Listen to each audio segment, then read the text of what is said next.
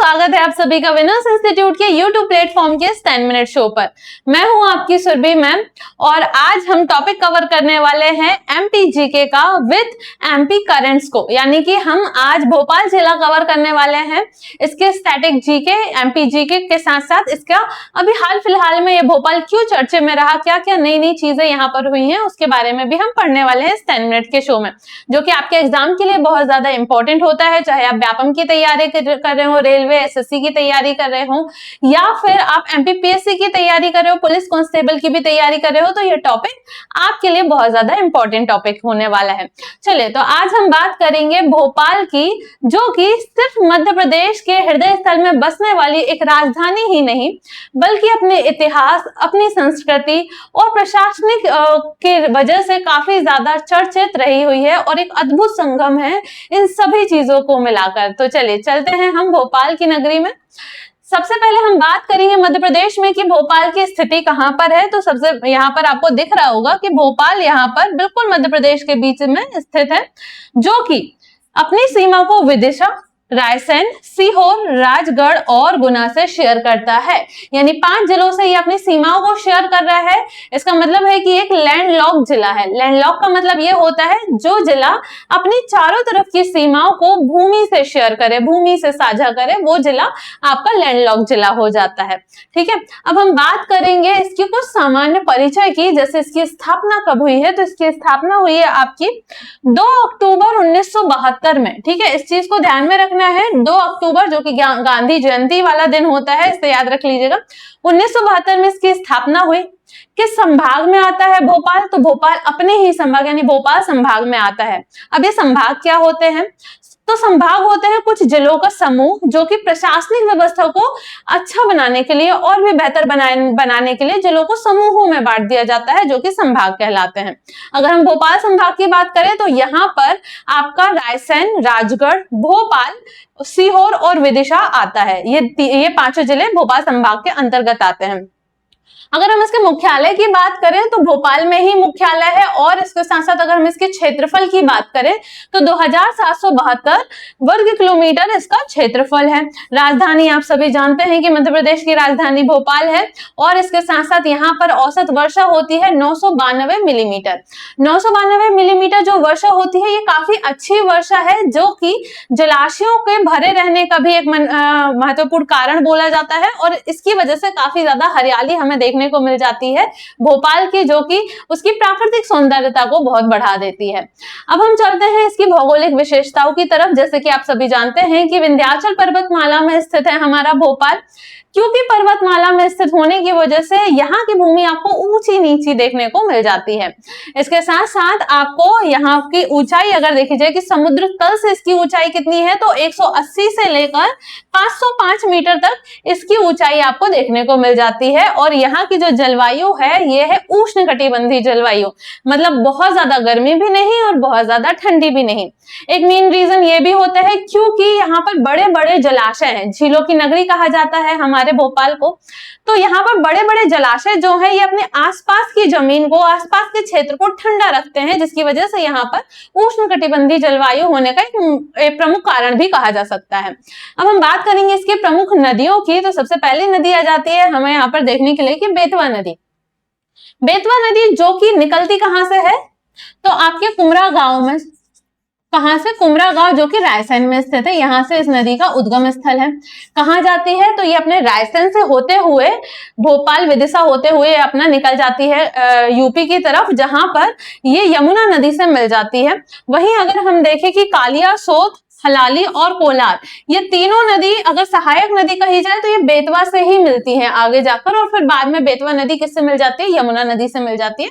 ये चीज आपको ध्यान में रखना है। अगर हम इसके प्रमुख बांधों की बात करें तो यहाँ पर आपको कोलार बांध देखने को मिल जाता है, जो कि कोलार नदी में ही स्थित है। केरवा बांध देखने को मिल जाता है जो कि केरवा नदी में स्थित बांध है।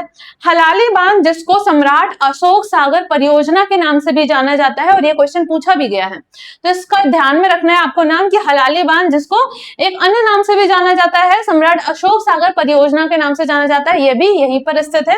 और आपका भदभदा बांध जो कि कहां पर स्थित है, आपकी कालियासोत नदी पर स्थित है। और कालियासोत का उद्गम स्थल कहाँ है, तो आपका जो भोजताल बड़ी वाली लेक है उसके निकास से निकलती है ये नदी। अगर हम यहाँ पे झीलों की बात कही जाए तो आपको पता ही है कि भोपाल को झीलों का शहर बोला जाता है, तो यहाँ पर दो प्रमुख झीलें हैं। कौन कौन सी हैं, तो एक सबसे बड़ी झील जिसको भोजताल झील के नाम से जाना जाता है, राजा भोज ने इसका निर्माण कराया था 11वीं शताब्दी में। और उसके बाद हमें दूसरी झील देखने को मिल जाती है लोअर लेक, या फिर जिसको छोटे तालाब कह सकते हैं। दोनों झील अगर देखें आसपास ही स्थित है। जब कभी यहाँ पर ओवरफ्लो की व्यवस्था बनाई गई है, यानी कि अगर कभी इस झील में पानी ज्यादा भर जाता है तो वो लोअर लेक में शिफ्ट हो जाता है पानी। ठीक है, अब हम बात करेंगे यहाँ के पर्यटन स्थलों की। तो जैसे कि हमने झील के बारे में पढ़ लिया है, भोजताल यहाँ की सबसे बड़ी झील है। इसके बाद यहाँ पर वन विहार राष्ट्रीय उद्यान है जो कि भोपाल का एकमात्र राष्ट्रीय उद्यान है। इसके बाद यहाँ पर एक ताज उल मस्जिद है जो कि भारत की सबसे बड़ी मस्जिदों में से एक मस्जिद है, और ये गुलाबी रंग की मस्जिद है। इसमें दो बड़ी ऊंची मीनार भी शामिल देखने को मिल जाती है। यहाँ पर भारत भवन भी स्थित है, और इसके साथ साथ इंदिरा गांधी राष्ट्रीय मानव संग्रहालय जो कि मानव विज्ञान से संबंधित संग्रहालय है, ह्यूमन साइंस से संबंधित संग्रहालय है। इसके बाद यहाँ पर आपको जनजातीय संग्रहालय देखने को मिल जाता है जो कि जनजातीय संस्कृति का एक प्रमुख सर्वश्रेष्ठ संग्रहालय है। ठीक है, इसके बाद आपको यहाँ पर शौर्य स्मारक देखने को मिल जाती है। और भोजपुर जो कि भोपाल से लगभग 20 से 25 किलोमीटर की दूरी पर है, यहाँ पर एक बड़ा फेमस मंदिर है, भोजेश्वर मंदिर, शिव जी का मंदिर है, और इसको पूर्वी सोमनाथ के नाम से भी जाना जाता है इस मंदिर को।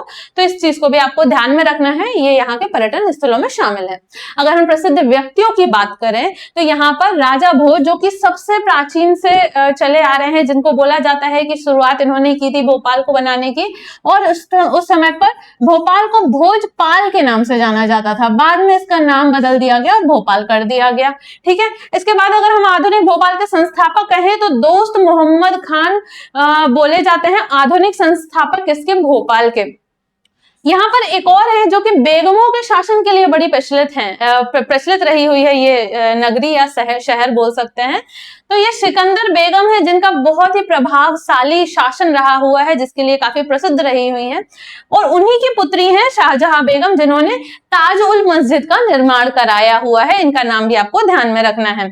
और लास्ट में आ जाती है आपकी सुल्तान जहां बेगम जो कि अंतिम बेगम शासन के रूप में जानी जाती हैं, इसलिए ये सभी प्रमुख व्यक्ति हैं, आपके लिए इंपॉर्टेंट है। चलिए, अगर हम कृषि की बात करें तो भोपाल में काली मिट्टी पाई जाती है, और इस काली मिट्टी में प्रमुख रूप से गेहूं, सोयाबीन, चना, सरसों और धान उगाई जाती है। अगर हम औद्योगिक क्षेत्रों की बात करें तो यहाँ पर सबसे प्रमुख है जिसकी पहचान, अगर भोपाल की औद्योगिक पहचान बोला जाए तो वो है भेल। पूरा नाम अगर बोला जाए तो भारत हैवी इलेक्ट्रिकल लिमिटेड इसकी पहचान है, जो कि भोपाल की औद्योगिक पहचान है। यहाँ पर क्या बनाया जाता है, तो जनरेटर, टरबाइन जैसी चीजें बनाई जाती हैं।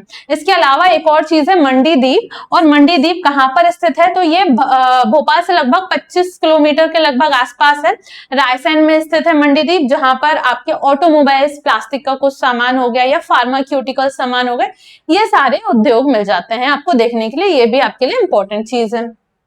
वन और वन्य जीवों की बात करी जाए तो जैसे हमने पढ़ा हुआ है कि यहाँ पर एक मात्र वन विहार स्थित है जो कि भोपाल में सिर्फ एक है, और इसके साथ साथ यहाँ पर एक केरवा क्षेत्र है जो कि केरवा नदी और केरवा बांध के पास ही स्थित है। यहाँ पर भी आपको वन जीव देखने को मिल जाएंगे, लेकिन ये कोई राष्ट्रीय उद्यान नहीं है बल्कि एक वन क्षेत्र है। ठीक है, नेक्स्ट हम चलते हैं धार्मिक स्थलों की तरफ में। तो जैसे मैंने बताया भोजपुर शिव मंदिर जो कि पूर्वी सोमनाथ के नाम से भी जाना जाता है। लक्ष्मी नारायण मंदिर है, ताज उल मस्जिद है और मोती मस्जिद है। यानी हिंदू धर्म और आपके मुस्लिम धर्म का एक बहुत ही सुंदर धार्मिक स्थल देखने को मिल जाते हैं, दोनों तरीके के, दोनों धर्मों से संबंधित। तो ये सभी बहुत ज्यादा फेमस और बहुत इंपॉर्टेंट है, आपसे क्वेश्चन में भी पूछे गए हैं। नेक्स्ट है आपका शिक्षा एवं अनुसंधान संस्थान। तो हम देखते हैं यहाँ पर कि मध्य प्रदेश की सबसे पहली ओपन यूनिवर्सिटी मध्य प्रदेश की भोज ओपन यूनिवर्सिटी है, जो कि भोपाल में ही स्थित है। इसके बाद हमारे जर्नलिज्म या पत्रकारिता से संबंधित पहली university Makhanlal national university of journalism भी कहां पर स्थित है? तो ये अपने भोपाल में स्थित है। चिकित्सा क्षेत्र में सबसे ज्यादा फेमस या सबसे ज्यादा प्रसिद्ध एम्स भी भोपाल में स्थित है। इसके अलावा आप यहाँ पर IISER मानित और NLIU भोपाल भी यहीं पर स्थित है। और इसके साथ साथ कौन सी यूनिवर्सिटी? बरकतुल्लाह यूनिवर्सिटी भी स्थित है और राजीव गांधी प्रौद्योगिकी विश्वविद्यालय भी यहाँ पर स्थित है। ये भोपाल की सारी यूनिवर्सिटी है, ठीक है। नेक्स्ट है आपका संस्कृति, जो कि हमने देख ही लिया है कि यहाँ पर क्या भारत भवन, जनजाति संग्रहालय और उर्दू हिंदी साहित्य की समृद्ध परंपरा है। और इसके साथ साथ अगर परिवहन की बात करी जाए तो यहाँ पर एक इंटरनेशनल एयरपोर्ट है, जो कि राजा भोज अंतरराष्ट्रीय हवाई अड्डे के नाम से जाना जाता है। और इसके साथ साथ यहाँ पर जो स्टेशन है कौन सा है? रानी कमलापति रेलवे स्टेशन। और इसके साथ साथ भोपाल जंक्शन भी यहाँ पर है, जहां से परिवहन करके आप यहाँ पर पहुंच सकते हैं। चलिए, अगर अब हम यहाँ से शुरुआत कर रहे हैं कि भोपाल अभी हाल फिलहाल में किस वजह से चर्चे में रहा, या भोपाल के करंट अफेयर्स, ठीक है। तो सबसे पहला क्वेश्चन आ जाता है आपका कि मई 2026 में भारतीय नौसेना द्वारा भोपाल की किस झील में नेवल सेलिंग नोड का उद्घाटन किया गया? तो ये किया गया है आपका बड़ा तालाब, जिसको भोजताल के नाम से भी जाना जाता है, ठीक है। ये नेवल सेलिंग नोड का उद्घाटन किया गया था। और उद्घाटन किसने किया? तो हमारे पूर्व एडमिरल दिनेश के त्रिपाठी, ठीक है, दिनेश के त्रिपाठी के द्वारा इसका उद्घाटन किया गया था। अब इसको मध्य प्रदेश ही क्यों चुना गया? तो इसमें जो भारतीय नौसेना की सेलिंग टीम में लगभग 34 मेंबर शामिल थे। 34 में से 17 MP के थे। तो 17 MP के थे, जिसकी वजह से इन्होंने डिसाइड किया कि यहाँ पर ही किया जाता है। क्या उद्देश्य इस नेवल सेलिंग नोड का? तो उद्देश्य ये है कि वाटर स्पोर्ट्स को बढ़ावा देना इनका मेन उद्देश्य था। और ये भोजताल में क्या इसका उद्घाटन किया गया। चलिए नेक्स्ट पे चलते हैं। जून 2026 में भोपाल में किसके नाम पर लोक बनाने की घोषणा करी गई? तो ये महाराणा प्रताप के नाम पर लोक बनाने की घोषणा की गई है।